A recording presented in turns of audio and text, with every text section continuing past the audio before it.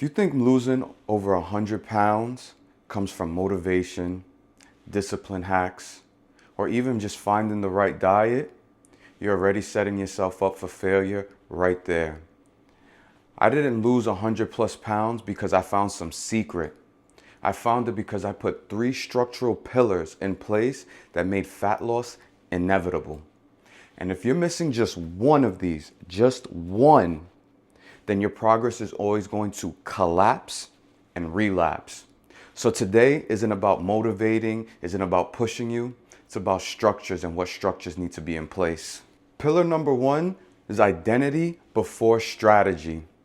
See, I had to break this old way of thinking, this old paradigm that I had.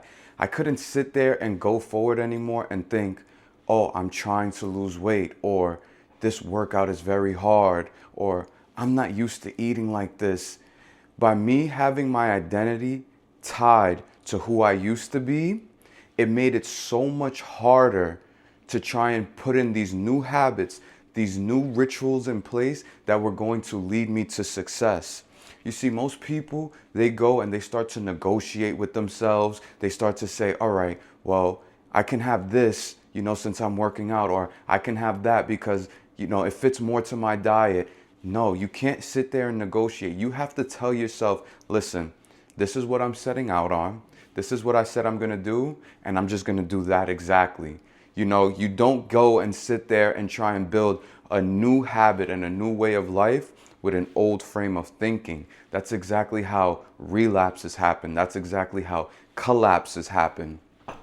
Personally, for me, I remember I almost had suffered a really big relapse because I was going on Instagram, scrolling through social media, and I would always see people with my identity, with the body that I wanted to have and everything. And I would feel like, damn, I need to mimic that diet. I need to mimic that workout. I need to mimic that lifestyle because if not, I'm never going to get to those places. And that was the worst thing that I could have ever possibly did.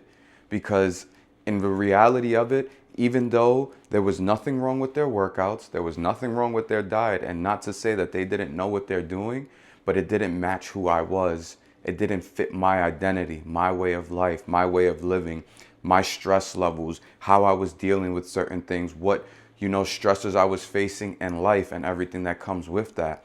A lot of times we like to look on Instagram, we like to look on social media and compare with people who have our identity or they have the results that we want, but we don't take into consideration how their lives are different, their stressors are different, how they react to things are different, what they go through, what they had to do to get to that point right there.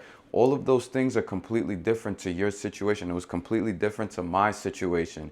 So even though that they had the perfect results that I wanted, sometimes they didn't match the lifestyle that I lived, or it didn't match my eating habits or the workouts that I like to do. So people fall into this stigma that they need to stick to a certain diet. Oh, I got to do keto because, everyone is talking about keto and everybody got these great results.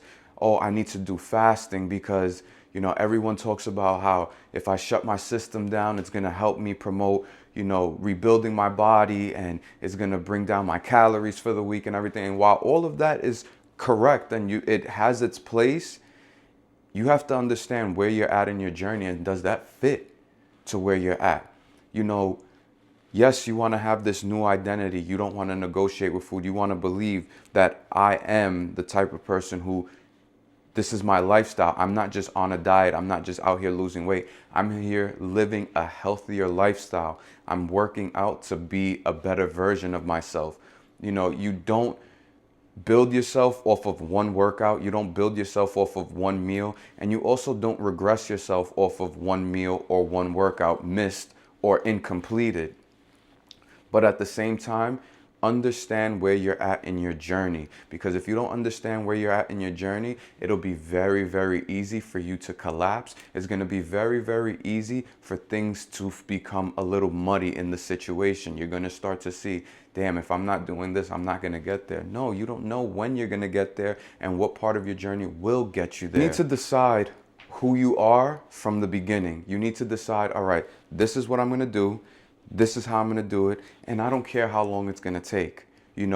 You have to take into considerations that your environment plays a big role in it. You need to be able to control your environment. You need to know that what triggers are in place and what cause you to be, whether it's an emotional eater, whether it's someone who likes to enjoy and indulge in sweets or whatever the case may be. You need to understand who you were so that you can change into who you are becoming. You want to have eating structures in place so that you don't feel like a robot. You don't feel like, oh, I gotta eat this at a certain time. And no, you can sit there and set certain eating windows. That's where intermittent fasting comes in.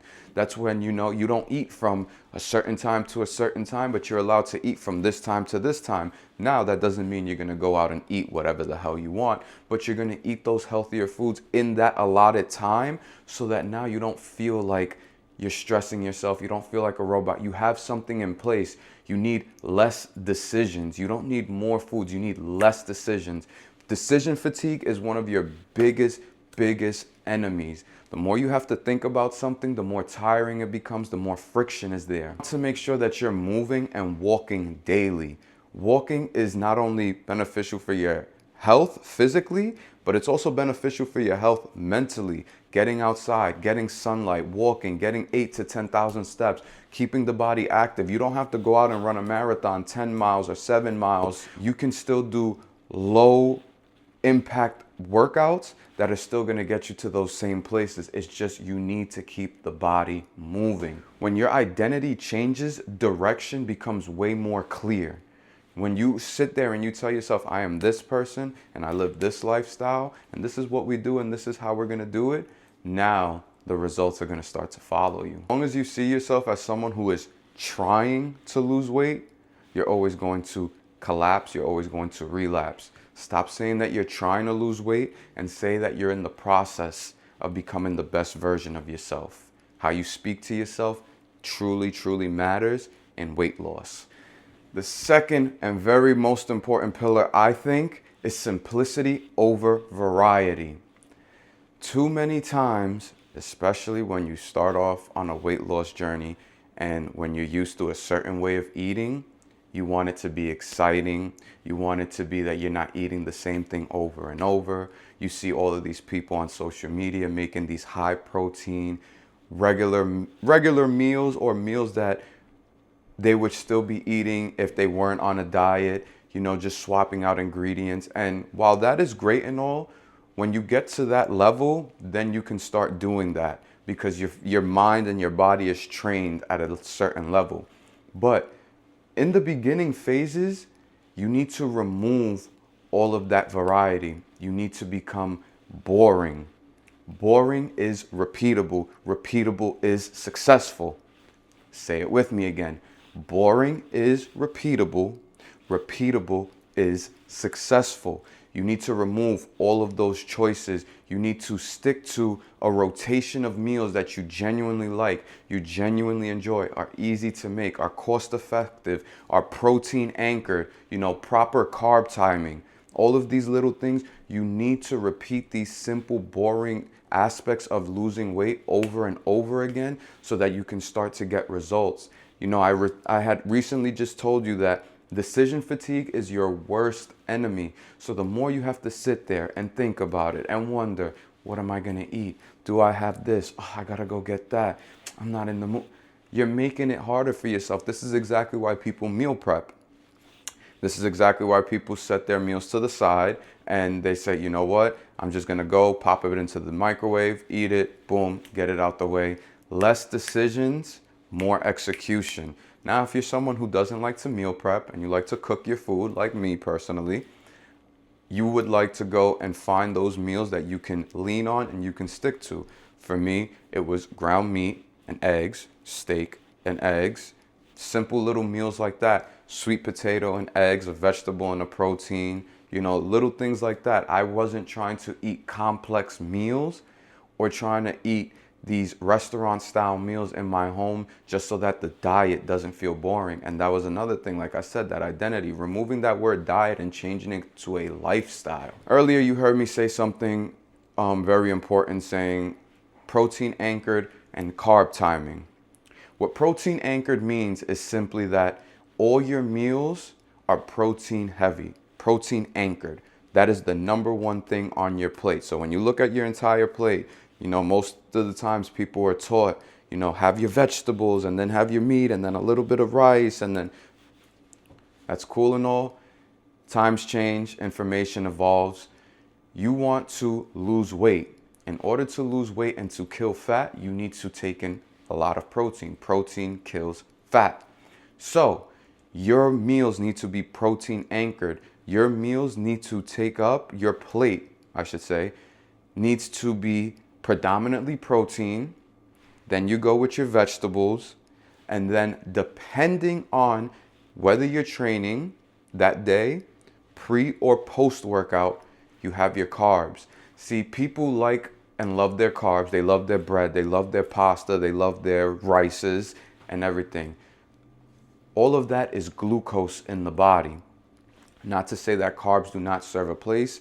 Carbs are not your enemy. There are a lot of diets out there, keto diet, pescatarian diets, all of these different diets, carnivore diet, that you don't take in carbs. And it's not to demonize carbs, but it's the thing that most people don't understand when to eat carbs. Carbs are something that is supposed to be timed, and they are a performance-based aspect of your meal. So you can have carbs. I eat carbs now. Before when I was starting out on my journey, I was heavy into the carnivore diet. I didn't eat carbs for almost a year and some change. And yes, I saw my body change, but there were also times when I would feel a little lethargic either before a workout or even after a workout. No matter how protein anchored, no matter how fat anchored my meals were, I still had that little bit of drop off. And that is because when you go to do a workout, you're expending glycogen. You are putting those muscles to use.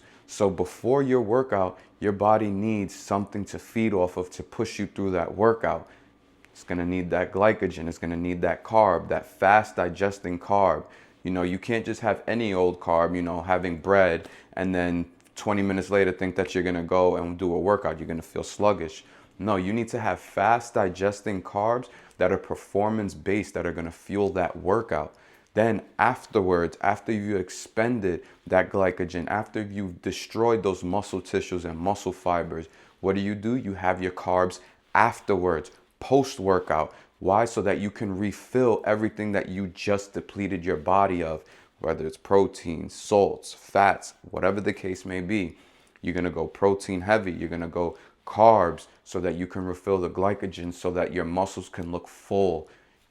Carb timing is the number one thing when it comes to having them. So it's not that they don't have a place in your diet. You just have to know when, how, and where to put them in your diet. So the main thing about it is that you don't need more choices.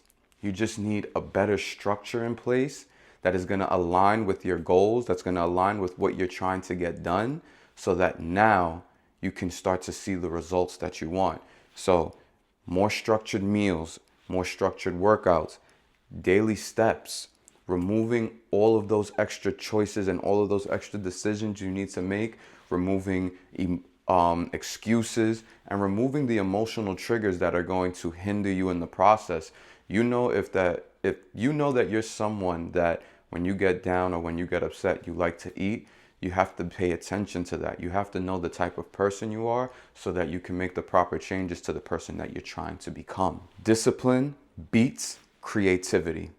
I don't care how cool you want to look in the kitchen. I don't care how cool that plate looks. Is it repeatable? Because if it took you an hour to make that, you just wasted an hour of time. That's so much energy that you could have put into something else instead of having that 15-minute, 20-minute quick meal that you could lean on, that hits every single macro, that hits every little thing that you need in your meal. So remember, discipline and structure beats creativity every day of the week. Third and final pillar, daily compounding disciplines.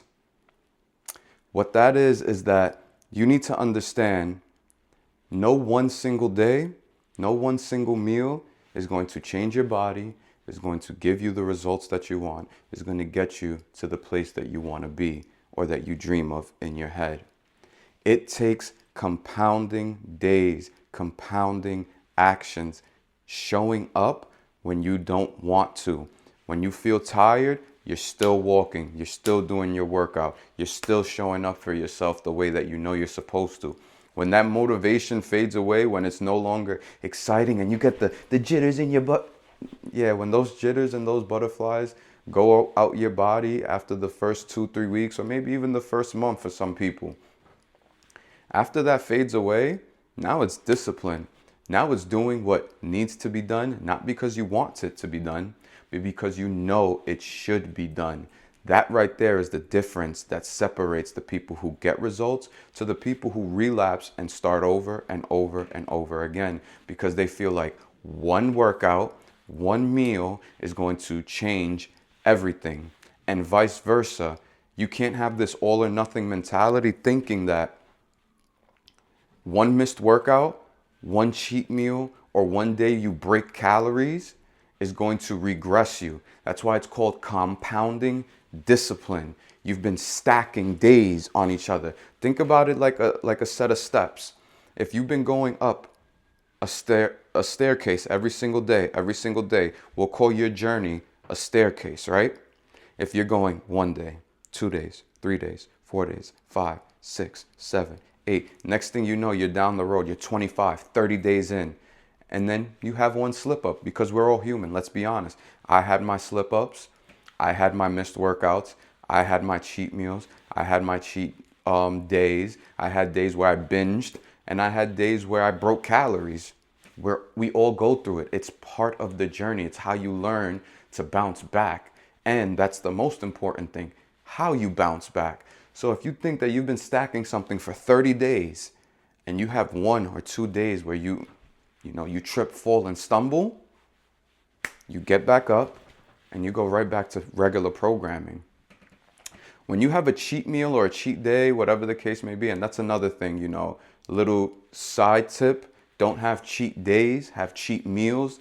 Take it from my experience. There were days where I had cheat meals and not that it destroyed my progress, but it didn't make it any much easier, and you don't want to do that. So learn from me, have cheat meals, not cheat days. Don't go the whole day thinking that, in the morning I'm gonna go have a bacon, egg, and cheese, or I'm gonna go have a breakfast from Waffle House, or whatever the case may be. Then in the afternoon, I'm gonna have some pizza or some Chinese food. And then later on for dinner, I'm either gonna have tacos, or I'm gonna have a burger, or I'm gonna have Thai food, or whatever the case may be. Do not go a whole day of just binge eating.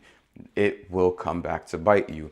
Instead, have proper cheat meals incorporated into your structure, into your system, so that you can still enjoy the foods you love, but still stay within a structure that's going to get you the results that you want.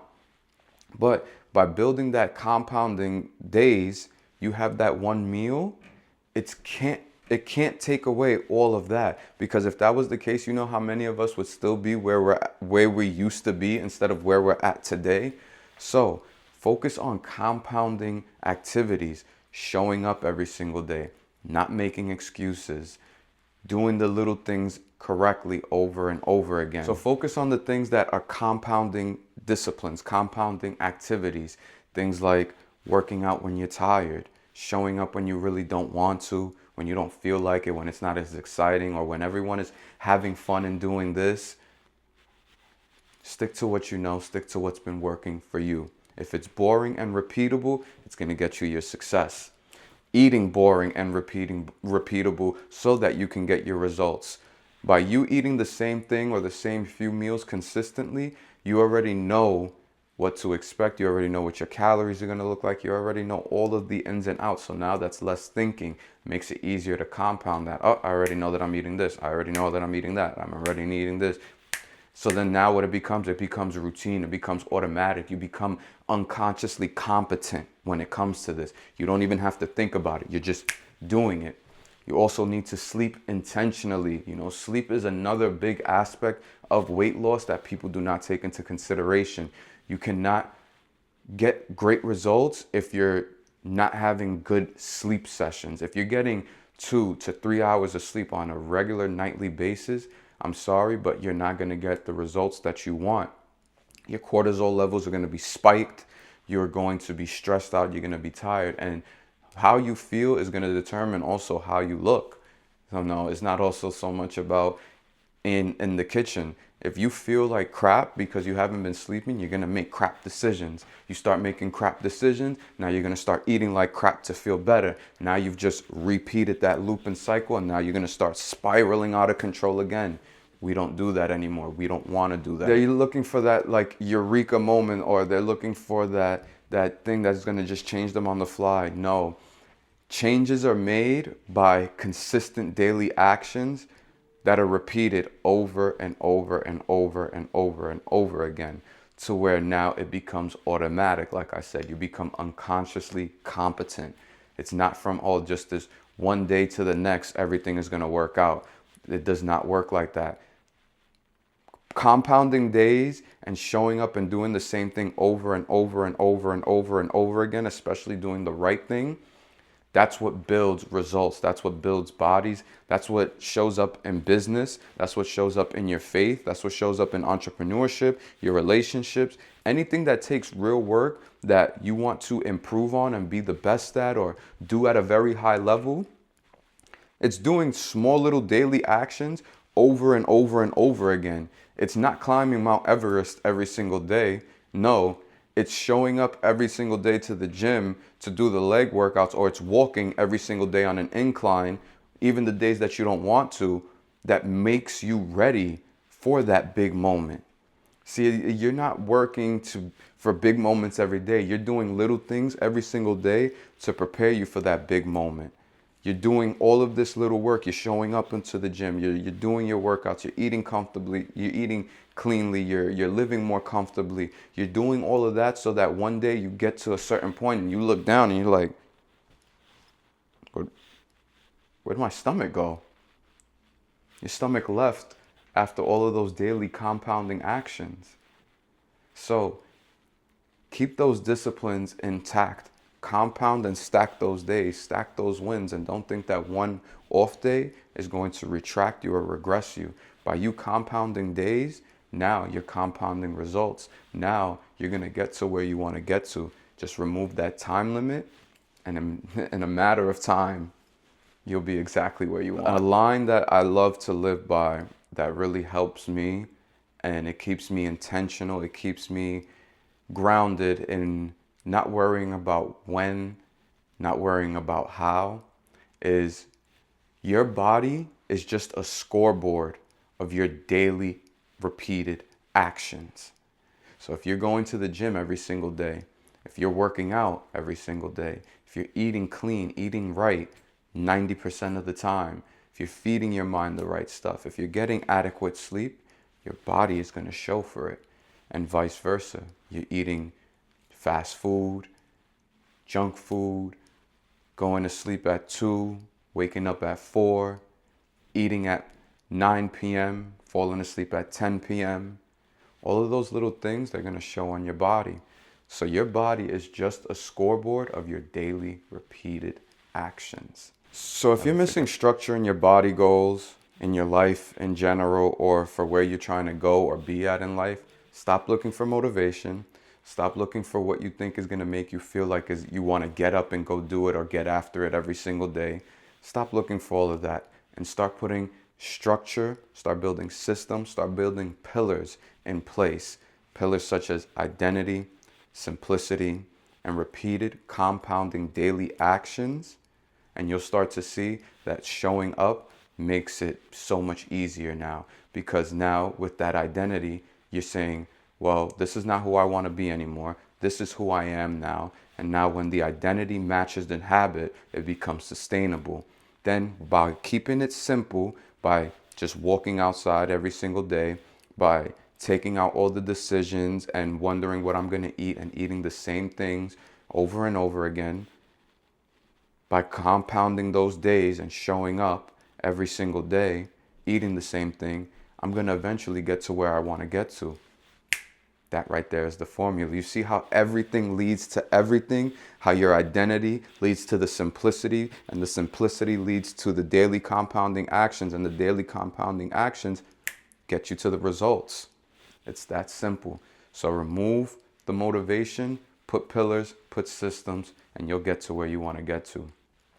But if you guys want to take it a step further, a step deeper, and you want the exact meal swaps, the exact ingredient swaps that I made that constituted for my 100-pound weight loss journey, that is constituted for my client's 50-pound weight loss journey. That's why I built my root system. That's why I built my root list. That is the foundation of my eating. That is the foundation for everything for me. It's what started this incredible journey. And if you're interested in it, that's why I left the link below in the bio. You can pick it up for yourself and you can start making the changes that are subtle, but make the hugest difference. It's not removing or eliminating foods from your diet, but it's upgrading those choices, still staying with the foods you know and love, but now eating them with intention, because this is rooted and rebuilt health, and this is where you get rooted in your health and you're rebuilt with purpose. Make sure you like this video, drop a comment, subscribe if you want to see more content like this. See you guys in the next one. Yeah.